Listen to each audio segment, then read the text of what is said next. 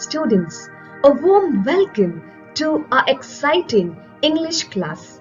This is Sister Flavia Fernandez, and today I will be teaching you an interesting lesson in this our English class.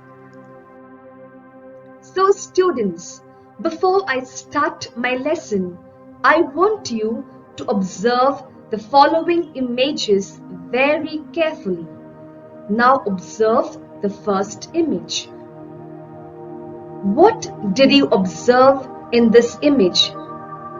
I'm sure you saw the mother scolding the girl. Let's observe the second image.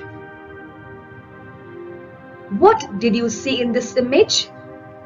I'm sure you saw the children troubling and irritating the teacher. The last image. Observe it very carefully. What did you observe in this image?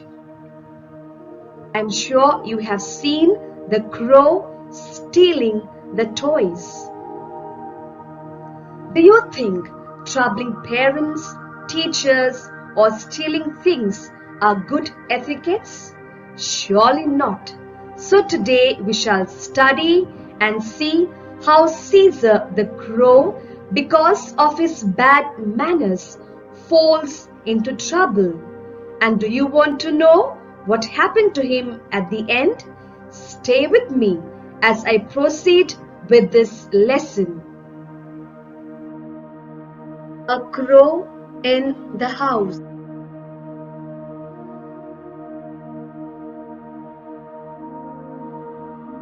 Part 2, pages 65 and 66.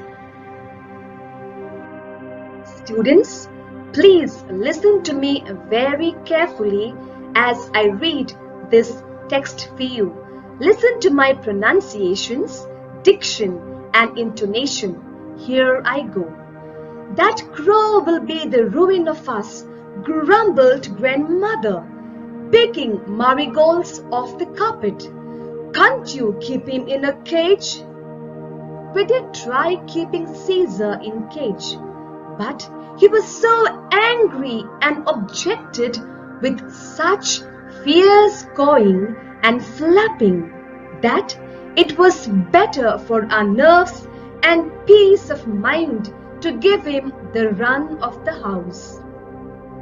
He did not show any inclination to join the other crows in the banyan tree. Grandfather said this was because he was really a jungle crow, a raven of sorts, and probably felt a little contemptuous of very ordinary carrion crows. But it seemed to me that Caesar, having grown used to living with humans on equal terms, had become snobbish and did not wish to mix with his own kind. He would even squabble with Harold the Hornbill. Perching on top of Harold's cage, he would peck at the big bird's feet, whereupon Harold would swear and scold and try to catch Caesar through the bars. Students, it's your turn now to read these 2 paragraphs silently.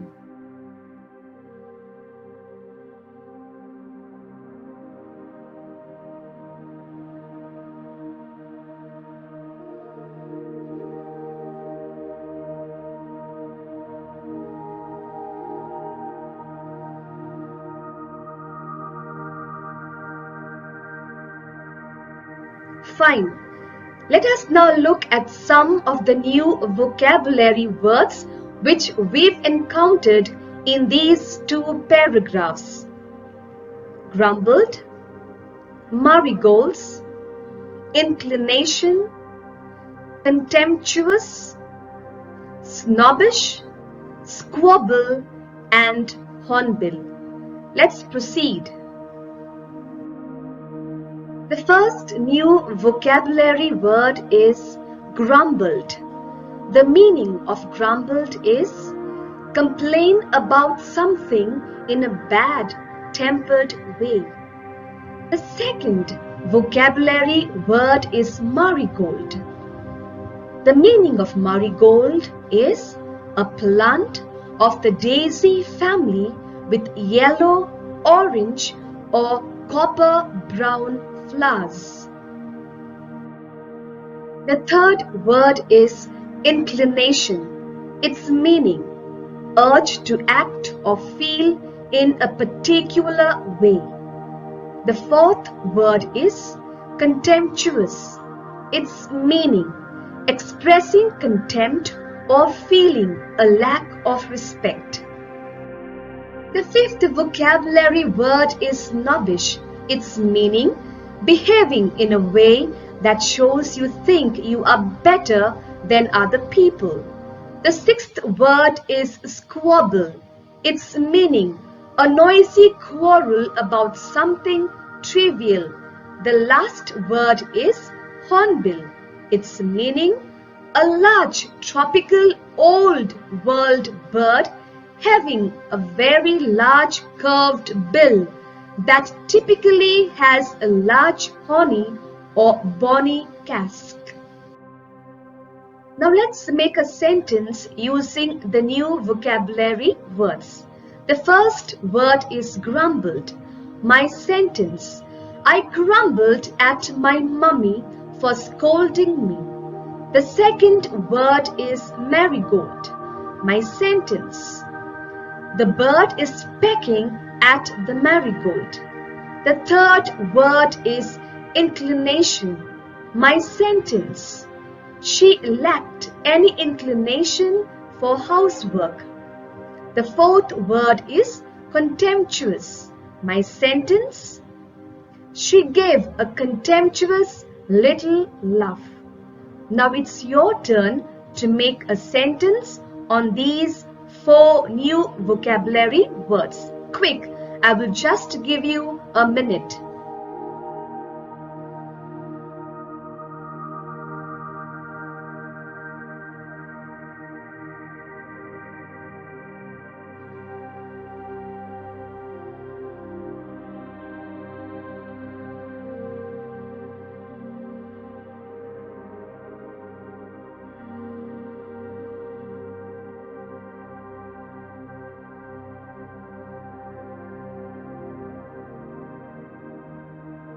I'm sure you wrote the words in your book, and so let's proceed.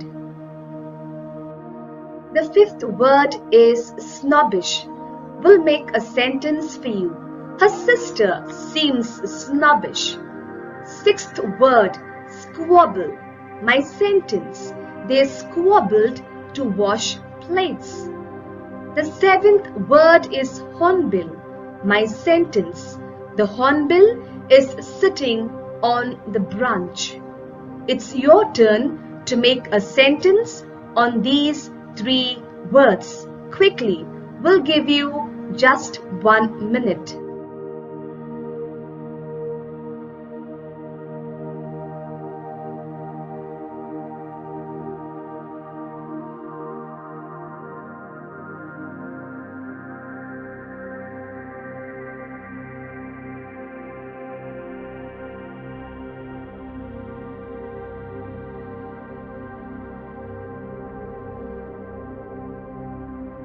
I'm sure you wrote these 3 sentences in your book, and so let's proceed.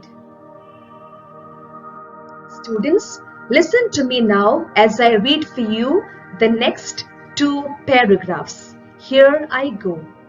In time, Caesar learned to talk a little, as ravens sometimes do in a cracked, throaty voice. He would sit for hours outside the window, banging on the glass with his beak and calling, "Hello, hello." He seemed to recognize the click of the gate when I came home from school, and would come to the door with a hop, skip, and jump, saying, "Hello, hello." I had also taught him to sit on my arm and say, "Kiss, kiss," while he placed his head gently against my mouth. On one of Aunt Mabel's visits, Caesar alighted on her arm and cackled, "Kiss, kiss." Aunt Mabel was delighted and possibly flattered, and leant forward for a kiss. But Caesar's attention shifted to my aunt's gleaming spectacles, and thrusting at them with his beak, he knocked them off. Aunt Mabel never was a success with the pets. It's your turn to read these two paragraphs silently.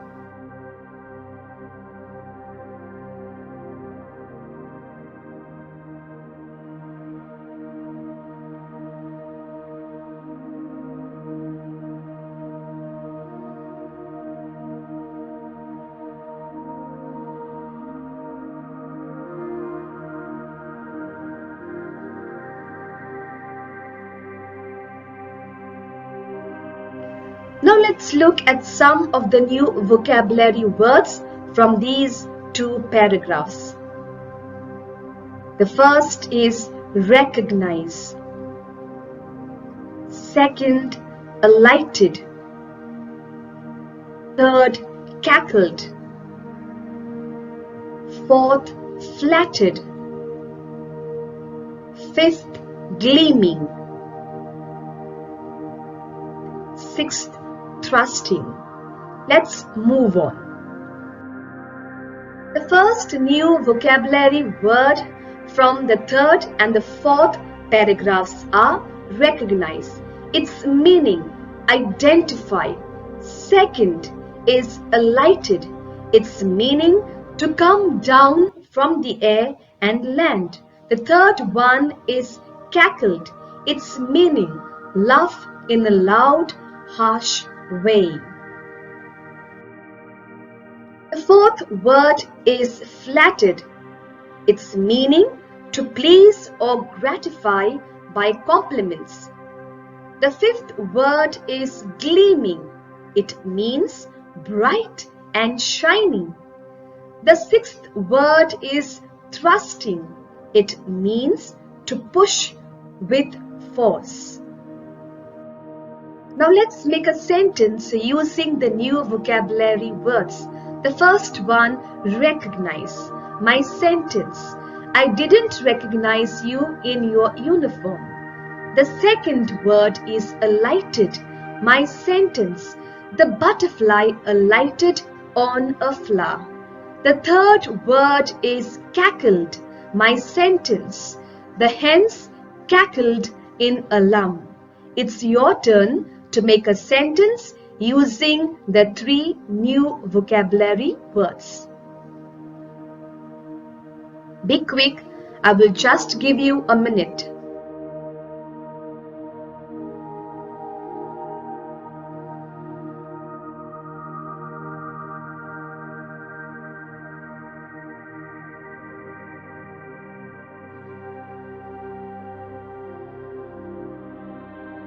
Fine, let's move on. Now let's make a sentence using the word flattered. My sentence, the black dress flattered her figure. The next word, gleaming. My sentence, the house was gleaming with fresh white paint. The sixth word is thrusting, and my sentence is, they are thrusting towards the village with heavy luggage. It's your turn to make a sentence and quickly write it in your book.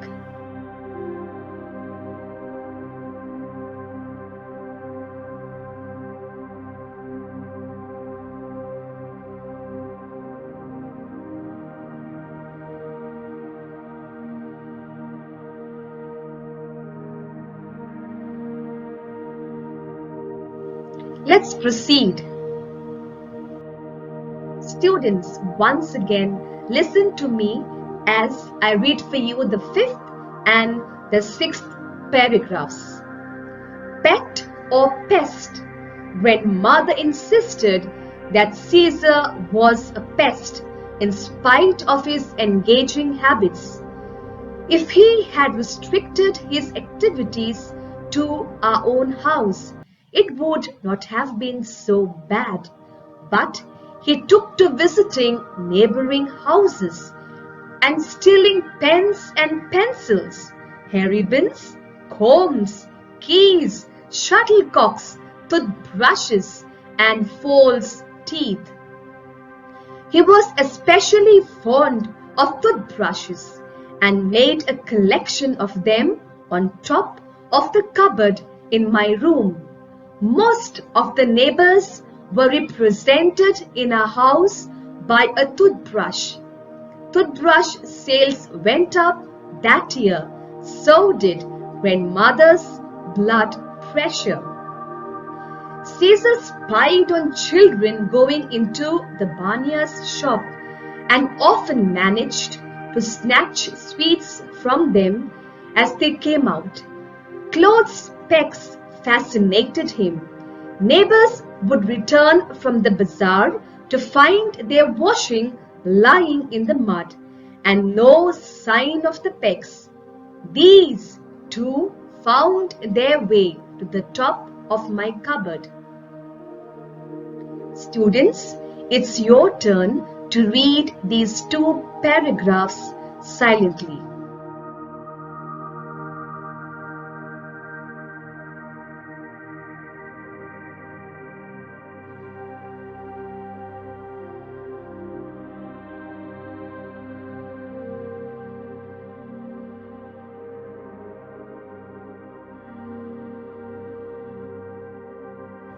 Fine.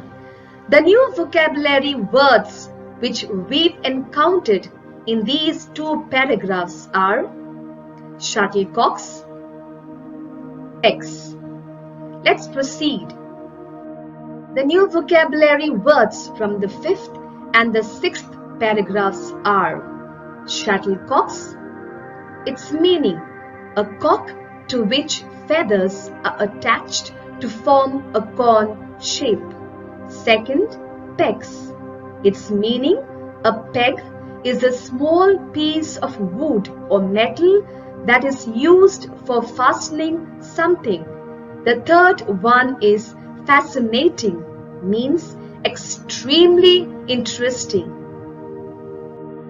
Now let's make a sentence using the three new words.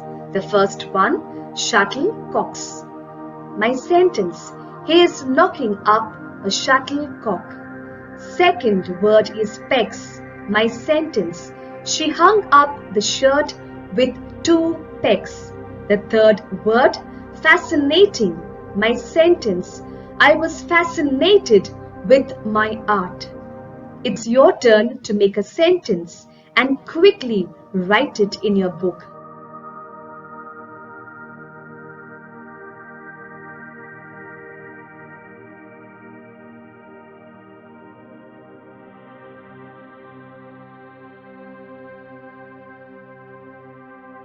Let's proceed with our lesson.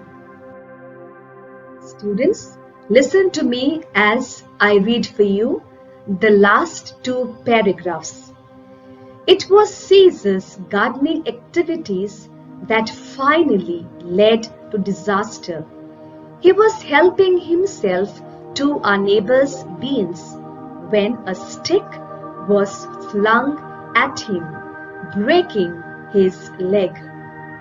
I carried the unfortunate bird home, and grandfather and I washed and bandaged his leg as best we could.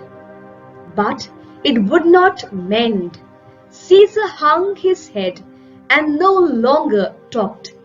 He grew weaker day by day, refusing to eat. An occasional sip of grandmother's homemade wine was all that kept him going. One morning, I found him dead on the sofa, his legs stiff in the air.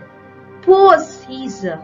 His antisocial habits had led to his early end.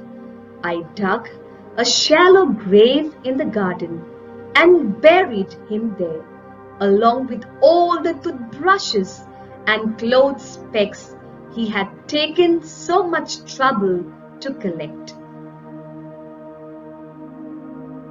Students, now it's your turn to read these two paragraphs silently.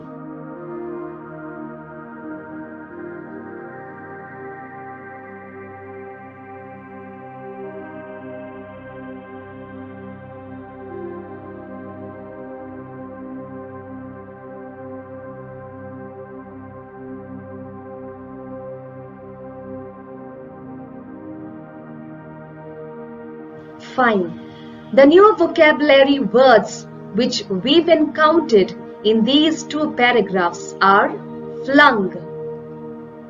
Next, anti-social. Let's proceed. The new vocabulary words from the last two paragraphs are flung, its meaning throw or hurl forcefully. Second, antisocial, its meaning unable to associate in a normal or friendly way. Now let's make a sentence using the new vocabulary words. Flung. My sentence. The baby flung out his arm. Second, antisocial. My sentence. Smoking is an antisocial habit. It's your turn. Try to make a sentence using the two new vocabulary words.